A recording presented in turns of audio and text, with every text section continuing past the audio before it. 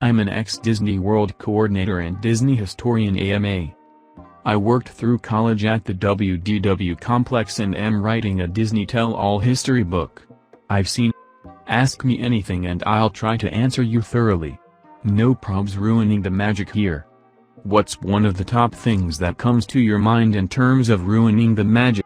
I remember feeling let down when I realized that the Tinkerbell who flies out of the castle every night is a male midget in a tutu they shove out a window. He flies down the guide wire and smacks into a crash pad in Tomorrowland. That and seeing the princesses on their smoke breaks. They all smoke and cuss like sailors. What is the most disturbing, disappointing thing about Disney World that you saw as a worker? Besides the utilidors. Honestly, parents. The kids are great, but I seriously was once screamed at by a mother because I let a Make-A-Wish kid ride teacups 2x in a row. The child was covered in burns over nearly 100% of her body and had no use of her arms or legs. People are astounding.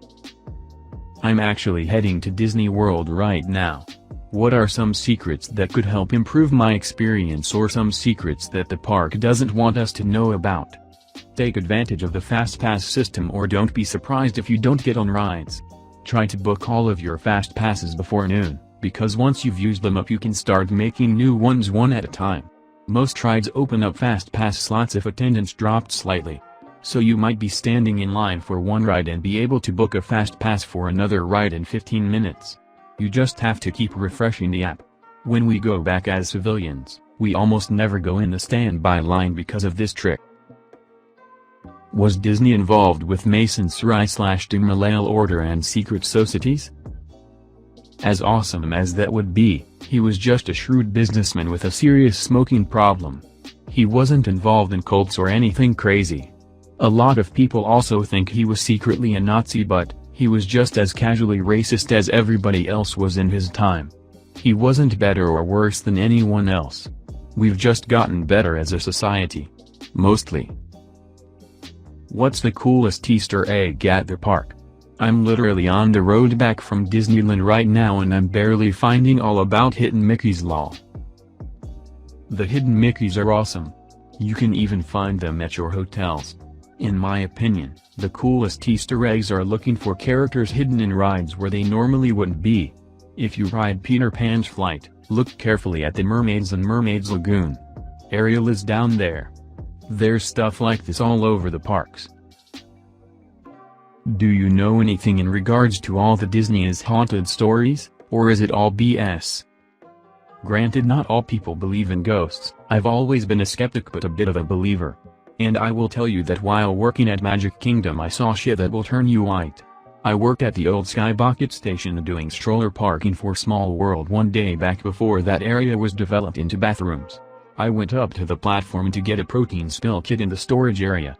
I was rummaging and heard someone say, "Let me help you with that." I turned around and nobody was there. Apparently a custodian was killed accidentally in that area a while back. I think I met him that night. What are your favorite history tidbits about Disney? Not so much historical, but I was mesmerized by seeing how much goes into subliminal messaging in the parks.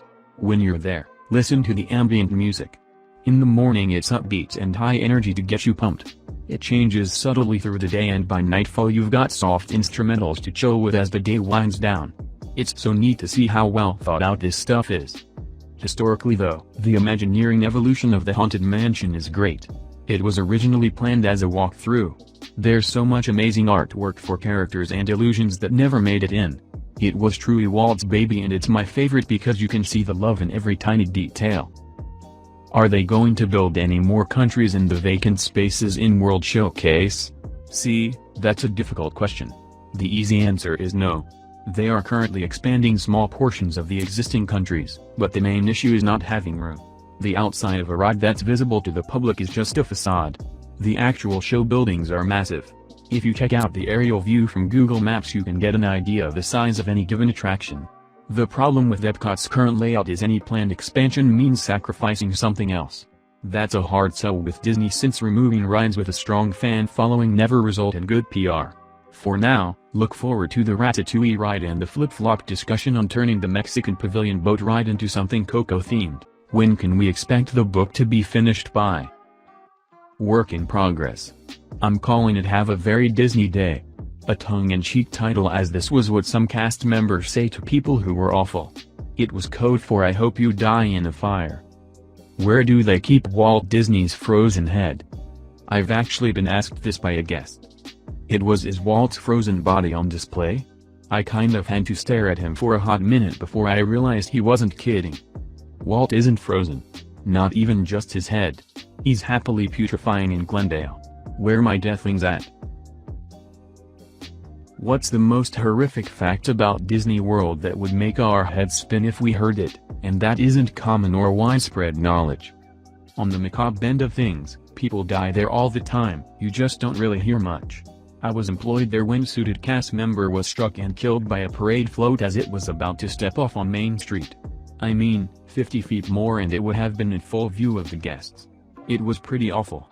Plenty of people end up dying due to heat-related sickness and natural causes. That's a catch-all term, but the most I've seen were people who didn't listen to the ride restrictions. I was working at PhilharMagic and when the lights came on I heard screaming. Someone decided to go despite having epilepsy, to a 3D show, and had a seizure and passed out. I saw foam coming out of his mouth and was legitimately terrified. Honestly, please listen to the restrictions.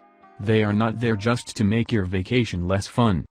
Also, the amount of trash that piles up in dumpsters lining the Utilidor during a busy holiday weekend is insane. Imagine peak crowds, July heat and thousands of bags of food waste, diapers etc. just chilling in collection bins downstairs. You can smell it all the way to the lunchroom. I noped out on lunch that day. How often does something gruesome, or generally gross happen? X. A person spreading a dead relative's ashes, or something along those lines. Ah, yes. This story. So, I was working at the defunct Winnie the Pooh playground. It had a splash pad. You know, the mesh rubber ground where water shoots up? Okay, so I hear screaming. Not a child. A woman. I look over and I witness the greatest thing I've ever had the pleasure of seeing. A boy who was definitely old enough to know better, 10-12, had put his face on the ground to drink the water. It was at this point his braces got stuck in the rubber mesh.